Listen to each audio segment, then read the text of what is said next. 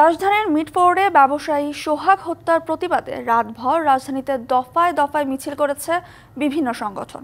এ সময় নৃশংস এ হত্যাকাণ্ডে জড়িতদের শাস্তির জোর দাবি জানানো হয়। এ ধরনের অপরাধ রুখতে লেজুর ভিত্তিক রাজনীতির অবসান চান ঢাকা বিশ্ববিদ্যালয়ের শিক্ষার্থীরা। তবে এ হত্যাকাণ্ডের পেছনে আইনশৃঙ্খলা পরিস্থিতির দুর্বলতাকে দায়ী করেছে ছাত্রদল।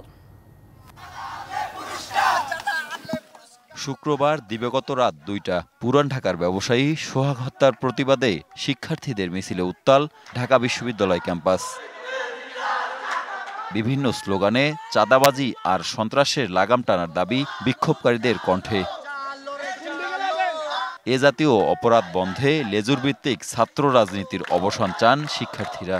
যদি কেউ মনে করেন চাঁদাবাজি করবেন, খুন করবেন এবং সেই আগের মতো লুটপাটের স্বর্গ বানাবেন, সাম্রাজ্য গড়ে তুলবেন, তাহলে আপনারা বোকার স্বর্গে বসবাস করছেন। কিন্তু কোন দল যদি আবারও আওয়ামী লীগ হতে যায়, আবারও ছাত্রলীগের ভাষায় কথা বলে, আবারও চাঁদাবাজির ঘটনাগুলো ঘটায়, তাহলে ঢাকা বিশ্ববিদ্যালয় থেকে সেই দল, সেই সংগঠনের কবর রচিত হবে ইনশাআল্লাহ। কালার এক্সপার্ট, জর্জ স্যাপ এবং মাইল্ড অন হ্যান্ডস টেকনোলজি সমৃদ্ধ অরিক্স ক্রিস্টাল ওয়াশ আপনার।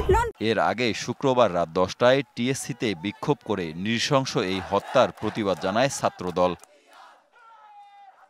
আইনশৃঙ্খলা পরিস্থিতির দুর্বলতার সুযোগেই এমন হত্যাকাণ্ড ঘটেছে বলে অভিযোগ করেন ঢাবি ছাত্রদল সভাপতি।